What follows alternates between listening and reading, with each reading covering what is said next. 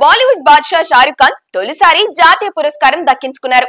ఆయన నటుడిగా కెరీర్ ప్రారంభించి 3 దశాబ్దాలు పైబడింది. ఈ జర్నీలో ఎన్నో వైవిధ్యమైన పాత్రల్లో షారుఖ్ నటించారు. కానీ నేషనల్ అవార్డుకు ఎప్పుడూ నోచుకోలేదు. ఇన్నాళ్ల తర్వాత ఆయన్ను జాతీయ పురస్కారం వరించింది.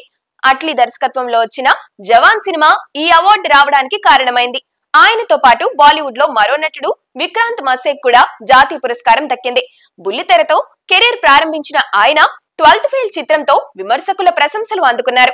ఆయనకు నేషనల్ అవార్డు దక్కింది. నిన్న కేంద్ర ప్రభుత్వం ప్రకటించిన 71వ జాతీయ పురస్కారాల్లో షారుఖ్, విక్రాంత్ జాతీయ ఉత్తమ నటులుగా ఎంపికయ్యారు.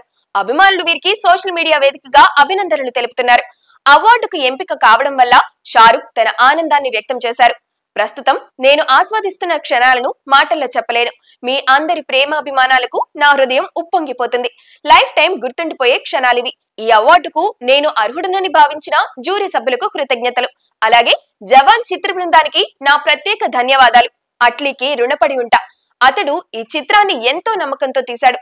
జాతీయ అవార్డు వస్తుందని మొదటి నుంచి నమ్మకంగానే ఉన్నారు. ఇక నాతో కలిసి అవిశ్రాంతంగా పనిచేసిన నా టీం కు కృతజ్ఞతలు.